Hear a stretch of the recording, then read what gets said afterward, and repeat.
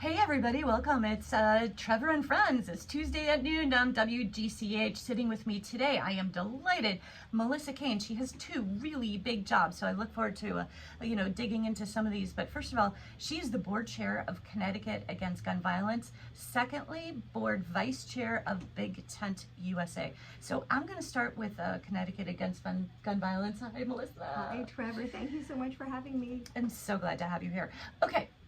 We think we've come a long way, and I know that Connecticut and specifically you guys were really involved in this watershed 30-year in the making federal law that included red flag laws, et cetera, around gun control, gun safety, etc.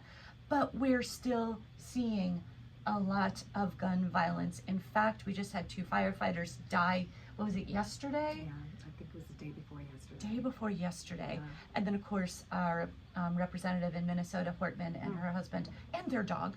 Horrible, horrible. Look, I mean, that is political violence, but it's also gun violence in both cases. I just start by saying, first of all, thank you for having me on the show. It's really, I'm excited to be here talking to you. So glad you're here.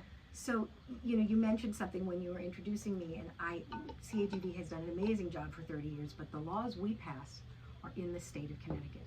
And there is a lot we can do, but it's only so much we can do. When you talk about federal laws, there has not been a lot of movement. There was under the Biden administration, but they opened the first Office of Gun Violence Prevention within the White House.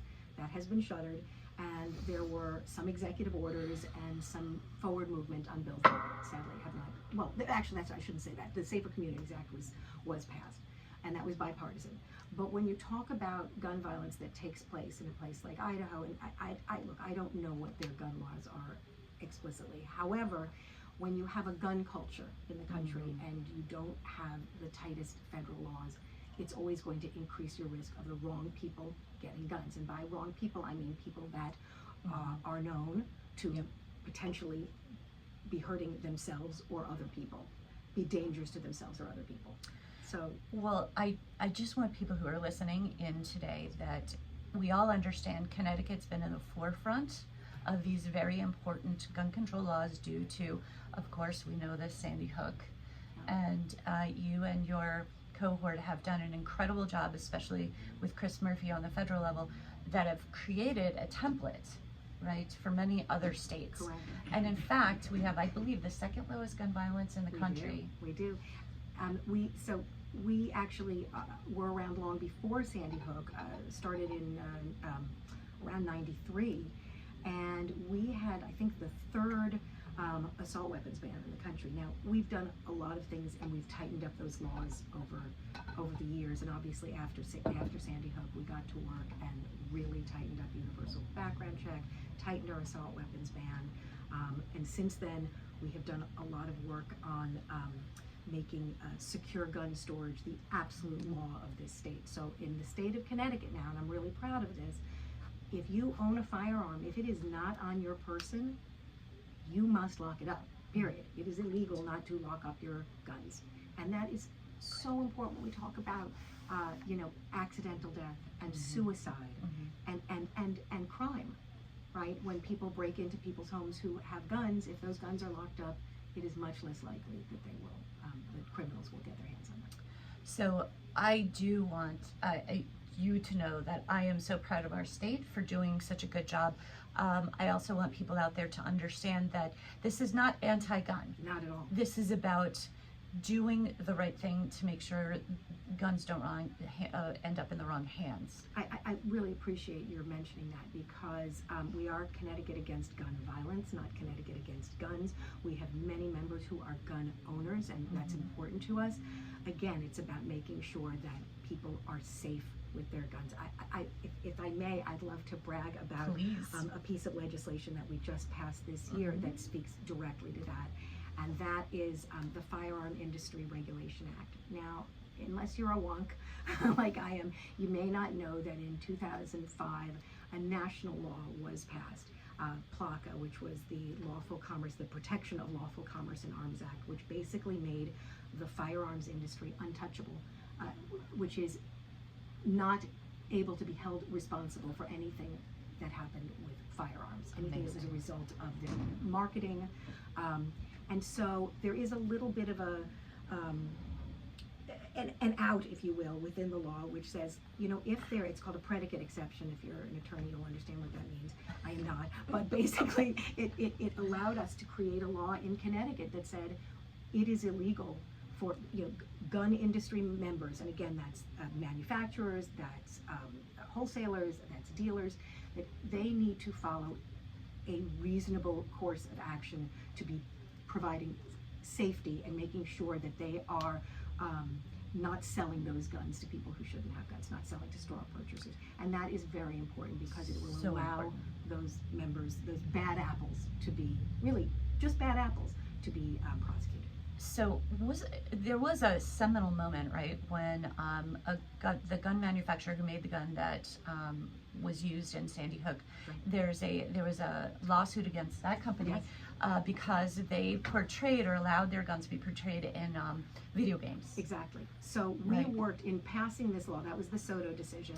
And we Okay. worked with the attorney, Josh Koskoff, and his firm, Mhm. Koskoff and Beater, and we worked with an attorney, Margaret Donovan, there as well, on crafting this legislation.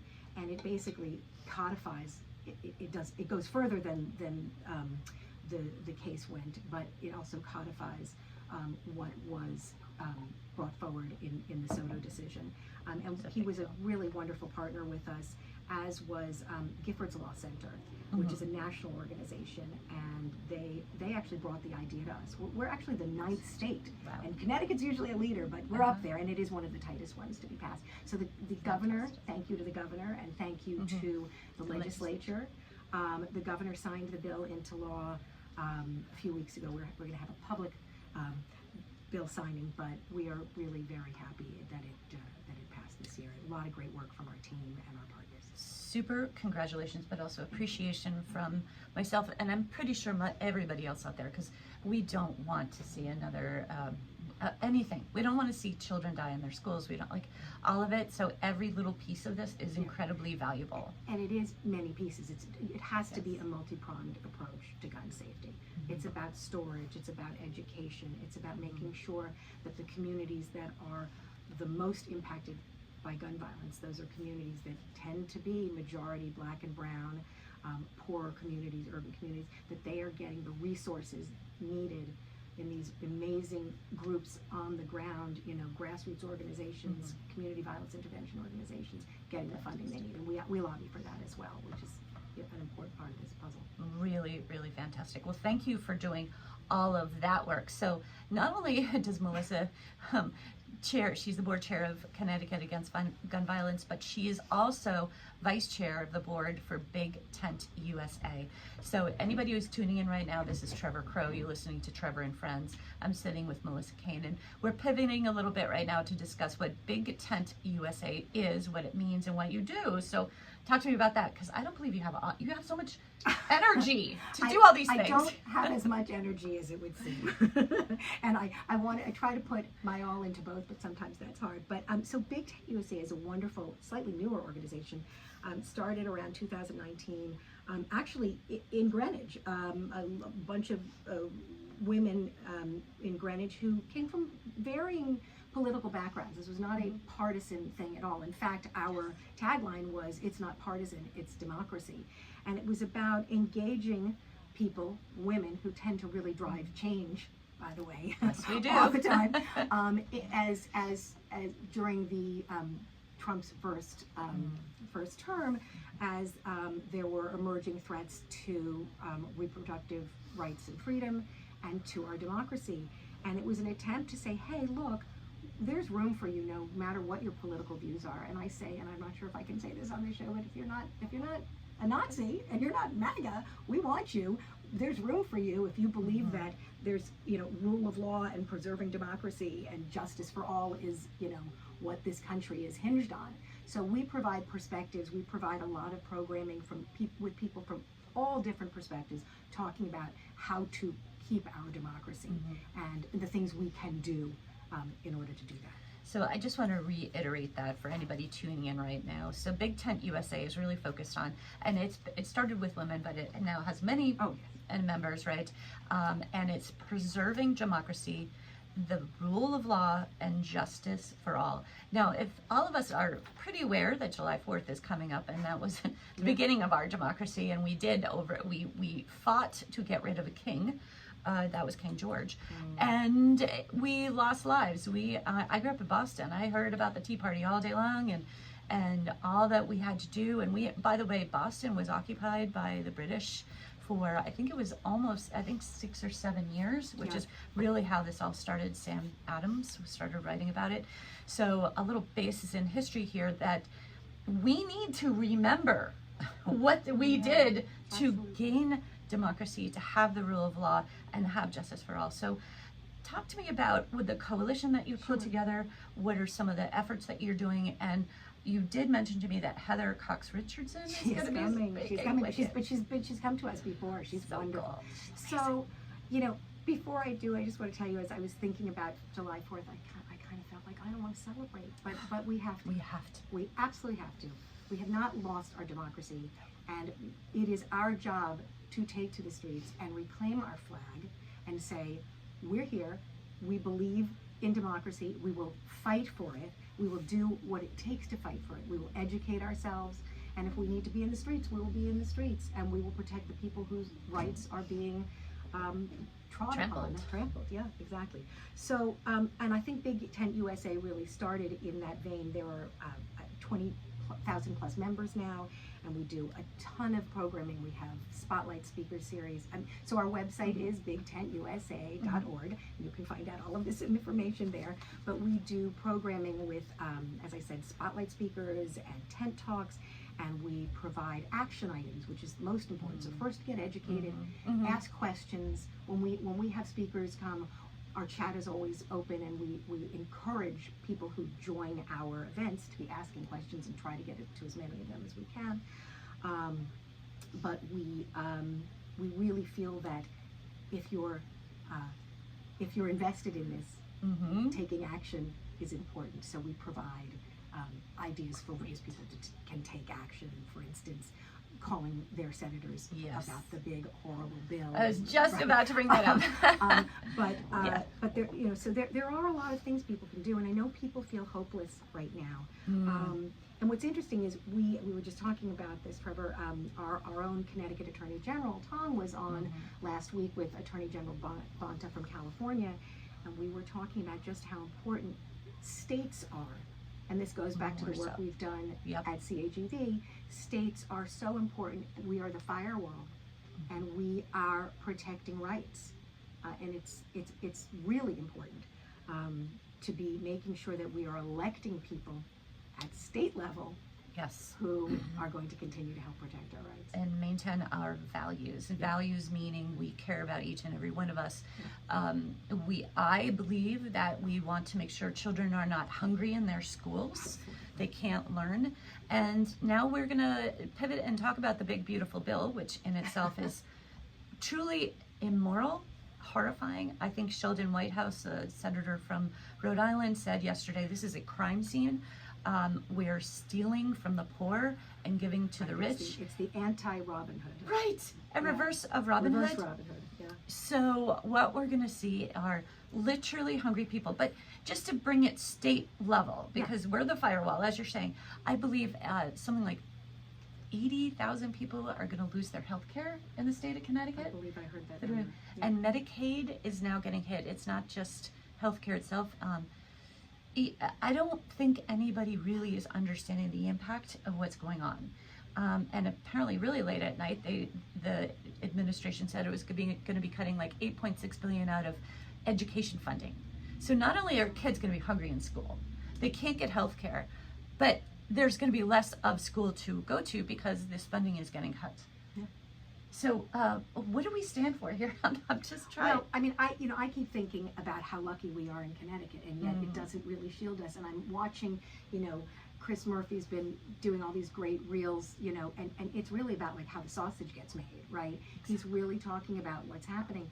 And yet, as an amazing job as our congressional delegation does on a daily basis, right? Our members of the House, our members of the Senate, Murphy, Blumenthal, they are in the minority now, and they are trying their hardest, and they are speaking loudly. And I don't know what's going to happen. It's going to be up to, it sounds like, a number of senators, including Susan Collins and Lisa Murkowski and others, to have the spine to say no to this bill, to say, no, I don't want my rural hospitals closed, and I don't want my citizens to lose Medicaid and lose health care, and it sounds like lose education funding as well. And it feels a little scary to be at the whim, which is what we are, of other legislators.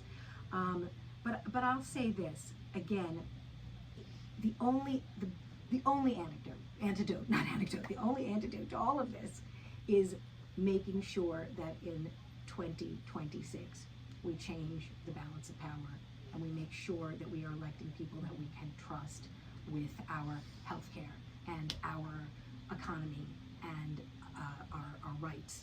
Yep. And that's something, people say, what can I do? That is really important to think about. I want everybody to vote in every single election, Yeah. because your municipal elections, which are coming up this November, every single person matters in this chain of command. And right now we're watching literally the rule of law get just crushed. The Supreme Court just made a ruling that it isn't directly part of the naturalized birthright, but it stops courts from doing a national freeze on certain laws. So now, again, to your point of AGs or attorney generals here in the state of Connecticut and elsewhere, we have to be, really holding up our own laws in each state. And part of what the AGs were talking about was, we are a federation of 50 states, and federalism comes, that's what it comes down to, and finding out what, really that balance and continuing to push back what the rights of the states are, what the ability of the states is, of a state is, to make sure that certain things don't happen and make sure that the right things do happen. So yeah, I do think it all comes back to states, and that's why I've spent a lot of my career focused on municipal and state level issues. Yeah. But I did think that, Big Tent, which is really focused on what's happening nationally, and we also will be digging down into states, and we've done this before. In the past, we focused a lot on swing states, and I know a lot of people have done that during elections. But we are looking now at the demographics and results of polling from the last election, and we really believe and know that there are red states out there that are going to be in play, and that are important to be on the ground talking to people and talking about what people care about. And so we're dedicated to that as well. Do you want to say hi? I see my friend Jacqueline Cozen, who I adore. Hi. So next up on the show is going to be Jacqueline Cozen. We're going to speak to her in a couple of minutes, but I'm still speaking with Melissa Kane, again, board chair of Connecticut Against Gun Violence, vice board chair of the Big Tent USA, and Melissa even ran for first selectman in 2017. And guess what? Jacqueline, who is going to speak to us next, was her campaign manager. Part of the show is not just politics, but it's about relationships, right? And what I'm hearing between even Jacqueline and you, but the rest of us and the women in your Big Tent, we are people that care. Yeah. I see where you're going with this. Talk to me. And we are connected. Well, so okay, I'm going to go back to the state and say that we are so lucky in the state of Connecticut, this tiny little state. There's such an incredible activist community. And I was lucky enough to meet Jacqueline. I think I met her before I ran for selectman, but I always joke, I was the only election I think that Jacqueline as a campaign manager ever lost. But that's good. I needed to give her that experience. But what was amazing was the way, and continues to happen, the way women have supported women and pushed women forward and advanced women's in politics and in government and just women's issues throughout this state. And before I ran for first selectman, I was the DTC chair in Westport and was really focused on getting women to run for elected office, which I think is just, I think if more women were in office, we might not be in the place that we're in. I don't want to say that I- as a blanket statement, but I mean, it is possible. And I know Jacqueline's going to talk about this because she started this amazing organization, and I'm not going to step on her toes there. But I do think it is about building bonds, Yes. you know, great relationships with great people who you want to support. This entire country, and again, we've been talking about July 4th. None of this happened with one person or individually, and in fact, we threw off the chains of a king. We are a democracy, which truly matters. We have to work together. We have to, just collaborate. Sometimes we don't get everything we want, right? But mostly the idea here is we do the best we can for as many people as we can. And we're good at compromise, but And smart compromise compromise. in order to serve the greater Yes. good. Serving the greater good. Women are better. I'm a supporter of that statement. But again, I mean, back to what can we do? How can we continue to communicate? And through this process with Big Tent USA, you have done an amazing job. You have a speaker coming up. We've got some great speakers Yeah. coming up that may I And may how? I Yeah, preview of them? course. And how Yeah. do people find you? So go to bigtentusa.org and you can sign up to receive our emails. We have an incredible newsletter, and we will send our invitations to upcoming events. On July 10th, we have Judy Woodruff and Tara McGowan. Tara McGowan's an amazing journalist who started Courier Newsroom, among other organizations. They'll be talking about the role of media, obviously, right now, the important role of media. On July 16th, we have Adam Kinzinger and Reed Galen from the Lincoln Project, Amazing. who will be, again, we have people from all different perspectives, which I love. And most exciting to me, on August 12th, we have got Stacey Abrams and Heather Cox Richardson coming. Very fantastic. And so it's going to be an incredible conversation. I don't know if you were there, I heard Stacey speaking at the Planned Parenthood of Southern New England Oh my goodness. luncheon in Greenwich in April. I missed that one. And she was talking about, the erasure of the history of Black people in America, which is happening right happening across the board everywhere. now. We Allegedly. actually have to wrap up. I want to say thank you so much to Melissa Kane. She's been talking to us about Connecticut against gun violence, safe gun storage, etc., and all the laws they work so hard on. BigTentUSA.org. Please go look it up. There's some great things happening there. You are listening to Trevor and Friends on WGCH. We're going to be back in just a minute. You can find WGCH on 1490 AM and WGCH.com.